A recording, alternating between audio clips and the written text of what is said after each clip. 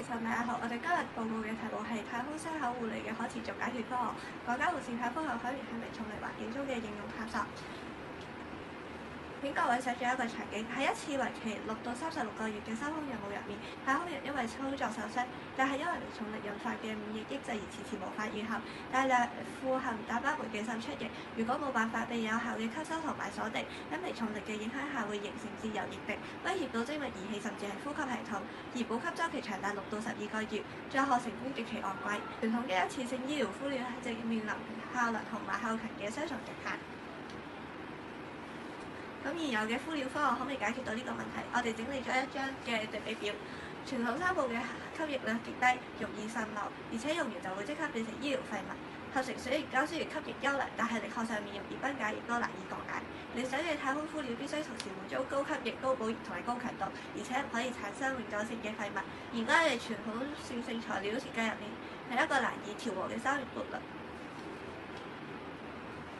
我哋嘅創新解法係利用太空站嘅 CELSS 系統入面不可避免嘅植物裝培廢棄物，提取國家作為基質，引入活性炭作為功能性嘅鐵料。我哋喺核心假設係活性炭嘅效果並非係傳統線性嘅增強，而係當輔助率達到20%到40%嘅臨界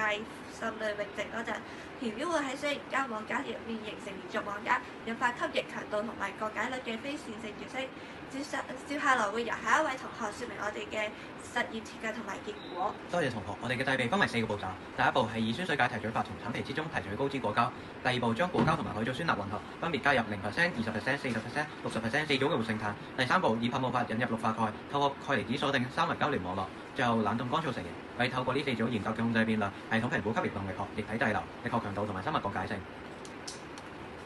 先睇滲液管理方面嘅表現。喺最大吸液率嘅測試中，40% 做啦，以21.25嘅吸液倍率高居榜首，相較於傳統紗布嘅9.65倍，意味住喺攜帶同等重量嘅敷料嘅情況下，可以多吸收超過1倍嘅液體，可以減少大約55%嘅敷料攜帶重量。喺保液率方面，所有實驗組喺240分鐘後嘅保液率都超過咗62.5%，呢個代表咗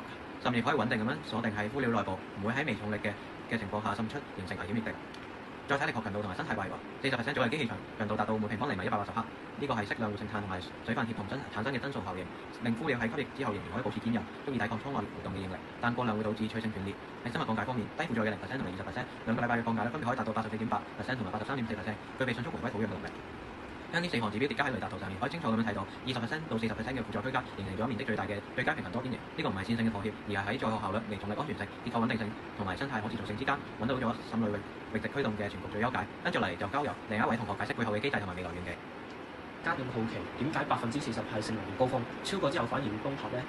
我哋提出兩層機制嚟解釋，第一層係蛋白網絡同物理藍點嘅微觀互鎖。喺化學層面，鈣離子透過蛋白模型將果膠同海藻酸鈉交聯成穩定嘅三維骨架。喺物理層面，當活性炭負載量處於20%到40%嘅區間，炭火粒均勻散佈，充當咗一個物理嘅藍點，限制咗高分子鏈條嘅滑動，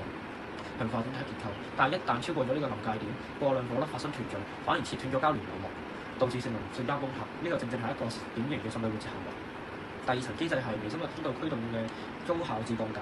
呢個係一個反直覺嘅發現，惰性嘅碳材料並未阻礙降解，反而加速咗佢。活性炭嘅高比表面積首先成為咗土壤微生物嘅理想庇護所。微生物斷絕之後，分泌胞外源精準切斷咗周圍嘅果膠糖根鍵，炭火粒隨之脫落。喺材料內部整出物理通道，用水分同微生物向深層引入，加速咗整體嘅降化。呢兩層機制共同支撐咗我哋嘅終極願景，就係融入 CELSS 系統嘅醫療生態閉環。太空食物艙產生嘅疏導廢棄物中提取果膠，加工為複合敷料，喺醫療艙完成雙向滲液管理。使用之後，經過微生物通道嘅驅動降解，最終以堆肥嘅形式回歸重植基質。真正嘅可持續係讓醫療耗材唔再係負擔，而係物質循環中嘅一環。總結嚟講，我哋研究實驗咗3項力學、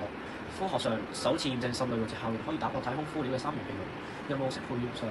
21.25倍嘅極致載荷效率嘅超過62%嘅微重力鎖水能力，直接回應咗深空任務嘅核心需求。生態上，微生物通道驅動嘅自降解機制，為太空站嘅物質閉環奠定咗一個基礎。我哋相信呢份概念奠定同數據支持，可以為未來嘅月球基地同火星探測嘅自主醫療保障提供一塊重要嘅基石。以上就係我哋嘅報告，感謝各位評審聆聽。